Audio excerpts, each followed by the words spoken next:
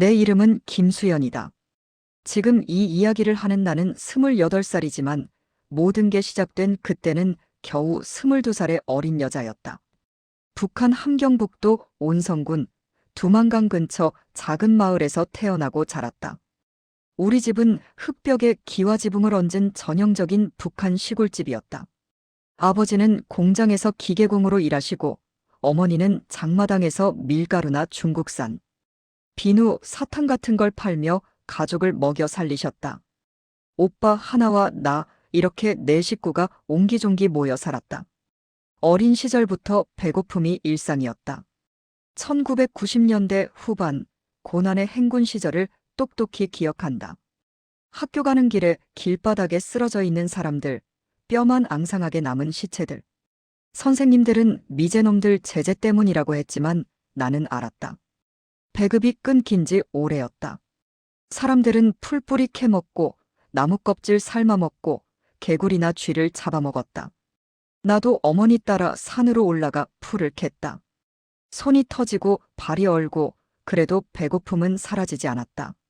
친구 하나가 학교에서 쓰러져 그대로 죽었다. 그날 이후로 나는 밤마다 악몽을 꾸었다. 죽은 친구가 나를 부르는 꿈. 학교에서는 매일 김일성 주석과 김정일 국방위원장을 찬양하는 노래를 불렀다. 우리 장군님 덕분에 행복하게 산다는 가사. 하지만 집에 오면 어머니가 한숨을 쉬며 오늘도 배급 안 나왔다고 중얼거리셨다. 장마당이 조금씩 커지면서 사는 게 나아졌지만 여전히 돈 없으면 아무것도 못 샀다. 나는 16살 때부터 어머니를 도와 장마당에 나갔다. 중국에서 밀수해온 물건들 반짝이는 비누, 달콤한 사탕, 예쁜 옷까지. 그걸 만지며 처음으로 생각했다. 저쪽 세상은 정말 다를까? 사람들은 배고프지 않을까? 19살 되던 해 아버지가 병으로 누우셨다. 폐렴이었다. 당국병원에는 약이 없었고 장마당에서 비싼 중국 약을 사도 늦었다. 아버지는 침대에 누워 수연아, 미안하다. 아빠가 너희 잘 먹이지 못해서 하시며 눈물을 흘리셨다. 나는 아버지 손을 잡고 울었다. 아버지가 돌아가신 날 집안이 텅 빈 것 같았다. 오빠는 이미 군대에 가 있었고 어머니와 나 둘이서 장사를 이어갔다. 하지만 단속이 점점 심해졌다. 국가보위부 요원들이 장마당을 습격해 물건을 압수하고 사람들을 끌고 갔다. 머리가 시원찮아졌다. 20살이 넘으면서 주변에서 탈북 소문이 들려왔다. 중국 가서 돈 벌면 가족 데려올 수 있다는. 처음에는 무서웠다. 학교에서 배운 대로 탈북자는 반역자, 잡히면 총살이거나 정치범수용 소행이라고 했다. 하지만 어머니가 어느 날 밤 나를 꼭 끌어안으며 말씀하셨다. 수연아, 너라도 살아봐라. 여기서는 미래가 없다. 엄마는 오빠 기다려야 하니까 너라도 가. 어머니 눈에 눈물이 고였다. 나는 고개를 끄덕였다. 그날부터 탈출을 준비했다. 브로커를 찾는 건 어렵지 않았다. 장마당 구석에서 은밀하게 소문이 돌았다. 두만강 건너 중국으로 데려다 준다. 거기서 일 시작하면 돈 많이 번다. 브로커는 40대 중반 남자였다. 얼굴에 칼자국이 있었고 말수가 적었다. 돈은 미리 받지 않고 중국 도착 후 갚으라고 했다. 그게 함정인 줄 그때는 몰랐다.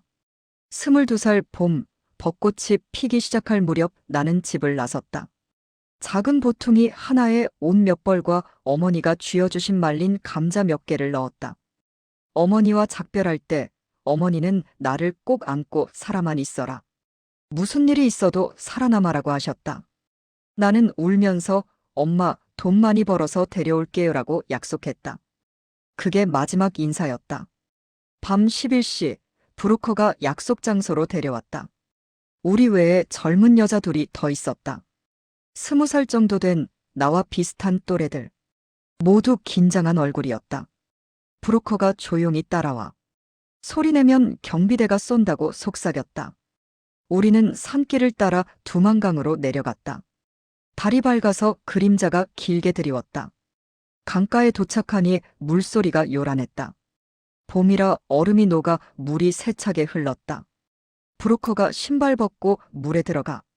천천히 소리 내지 말고. 우리는 물에 발을 담갔다. 차가운 물이 뼛속까지 스며들었다. 허리까지 차오르는 물살에 몸이 휘청거렸다. 발밑에 진흙과 돌이 미끄러워 여러 번 넘어질 뻔했다. 강 중간쯤 갔을 때 갑자기 북한 쪽에서 불빛이 번쩍였다. 멈춰. 거기서. 경비대였다. 총소리가 울렸다. 우리는 본능적으로 머리를 숙이고 필사적으로 헤엄쳤다. 옆에 있던 여자 하나가 비명을 지르며 물속으로 사라졌다. 브로커가 나를 끌며 빨리. 신경 쓰지 마. 소리쳤다. 총알이 물보라를 일으키며 지나갔다. 중국 쪽 둑에 도착했을 때 나는 숨이 넘어갈 지경이었다. 옷이 젖어 얼어붙었고 다리가 풀려 주저앉았다. 뒤를 돌아보니 한 명이 없었다. 물에 빠져 죽었거나 잡혔을 터였다. 중국 땅에 발을 디딘 순간 가슴이 벅차올랐다. 자유다. 하지만 그건 착각이었다. 브로커가 우리를 기다리던 낡은 벤에 태웠다. 잠깐만 가면 도시야. 거기서 일 시작한다. 우리는 지친 몸으로 잠이 들었다. 깨어났을 때 우리는 깊은 산골 마을에 와 있었다. 도시가 아니었다. 브로커가 우리를 어떤 남자 앞에 세웠다. 50대 초반, 뚱뚱하고 눈이 작은 중국 농부였다. 그가 나를 위아래로 훑어보더니 이 여자 좋다. 2만 위안에 산다고 했다. 브로커가 웃으며 거래 완료라고 했다. 나는 그제야 알았다. 우리가 팔려온 거라는 걸. 뭐라고요? 나를 팔아. 나는 소리쳤다. 브로커는 어깨를 으쓱하며 빚 갚아야지. 여기서 착하게 살면 된다. 사장은 나를 집으로 끌고 갔다. 낡은 벽돌집, 문은 철제 잠금 장치, 창문에는 쇠창살. 나는 갇혔다. 처음 며칠은 저항했다. 문을 쾅쾅 두드리고 돌려보내. 소리 질렀다. 사장은 때렸다. 뺨을, 배를 어디든. 조용히 안 하면 공안에 신고한다. 북한으로 돌려보내 총살당해. 그 말이 제일 무서웠다. 중국에서 탈북 여성은 불법 체류자. 잡히면 북송, 북송되면 고문과 죽음. 나는 포기했다. 낮에는 농사일 논매기, 옥수수 심기, 돼지 먹이 주기. 밤에는 그 남자의 여자가 됐다. 처음엔 몸부림치고 울었지만 맞고 굶다 보니 순종하게 됐다. 중국어는 TV 보며 조금씩 배웠다. 사장이 술 취하면 한국 드라마를 틀어주곤 했다. 몰래 보면서 그 안에 사람들이 자유롭게 웃고 사랑하는 걸 보며 나도 저렇게 살고 싶다고 생각했다. 2년이 지났다. 어느 날 임신 사실을 알았다. 사장은 기뻐했다. 아들 낳으면 잘해줄게. 하지만 딸이었다. 아이를 낳고 나서 조금 나아졌다. 사장이 내 아이니까 함부로 안 때린다고 했다. 아이 이름은 중국식으로 지었다. 샤오메이. 예쁜 꽃이라는 뜻. 아이를 안고 젖을 물릴 때마다 미안했다. 이 아이는 자유를 모른 채 여기서 자랄 텐데. 아이를 낳은 후 다시 탈출을 결심했다. 마을에서 다른 탈북 여성들 소문을 들었다. 일부는 제3국을 거쳐 한국으로 간다고. 브로커를 다시 찾아야 했다. 사장 몰래 농사일하며 돈을 모았다. 시장에 갈 때마다 조금씩 저축. 3년 만에 겨우 5만 위안을 마련했다. 새 브로커를 만난 날 나는 아이를 재웠다. 미안해. 엄마가 자유 찾아서 나중에 꼭 데려올게. 속으로 수백 번 빌었다. 아이를 두고 도망치는 게 제일 힘들었다. 새 브로커는 나를 다른 탈북 여성 4명과 합쳐 남쪽으로 데려갔다. 먼저 기차로 중국 내륙, 그 다음 트럭으로. 공안 검문이 많았다. 브로커가 엎드려 숨죽이고 할 때마다 심장이 터질 것 같았다. 한 번은 공안이 차를 세우고 문을 열었다. 브로커가 돈 봉투를 슬쩍 주며 빠져나갔다. 라오스 국경까지 3주 걸렸다. 숨어다니며 배고프며 무서워하며 라오스에 들어가 메콩강을 건너 태국으로 갔다. 이번에도 배를 탔다. 밤에 출발했는데 강 중간에서 태국 순찰선 불빛이 보였다.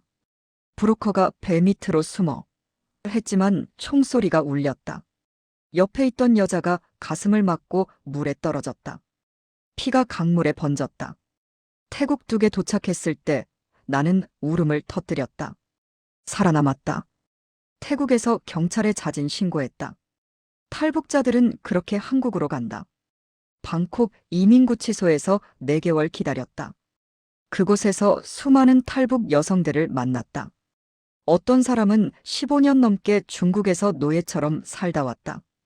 어떤 사람은 아이셋을 두고 왔다. 서로 이야기를 나누며 위로했다. 한국 가면 새 삶이 시작돼. 마침내 한국 비행기에 올랐다. 25살 여름이었다. 인천공항에 내리던 날 하늘이 너무 파랗고 자유로워서 눈물이 났다. 하나원에서 3개월 교육받았다. 한국어, 컴퓨터, 사회 적응. 처음 서울에 나왔을 때 모든 게 낯설었다.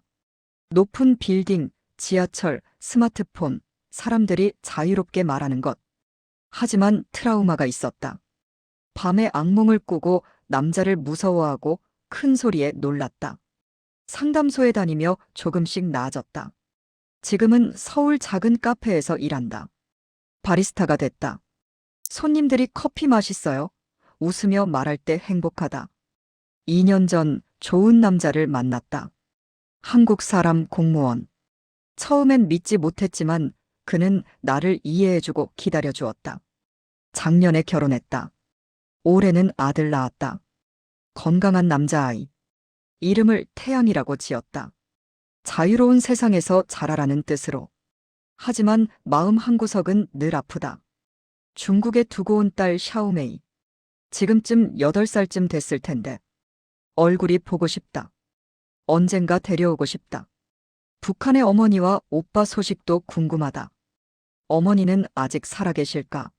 오빠는 제대했으려나? 탈북은 정말 목숨 건 도박이었다. 강을 건너던 날, 팔려갔던 날, 다시 도망치던 날, 모두 죽을 뻔했다. 수많은 사람들이 중간에 죽거나 잡혔다. 하지만 나는 살아남았다. 이 이야기를 하는 이유는 아직 북한에 있는 사람들에게 희망을 주고 싶어서다. 자유는 존재한다. 얼마나 고통스럽고 위험해도 그 끝에는 새로운 삶이 있다. 나는 이제 더 강해졌다. 탈북 여성들을 돕는 단체에서 자원봉사도 한다. 상담도 하고 후원도 모은다. 언젠가 중국에 두고 온 내 딸을 데려와 이 자유를 함께 나누고 싶다. 내 삶은 아직 끝나지 않았다. 더 많은 사람들을 돕고 더 행복하게 살고 싶다. 이게 나 20대에 목숨 걸고 탈북한 김수연의 이야기다. 다음 편이 궁금하다면 구독 눌러주세요.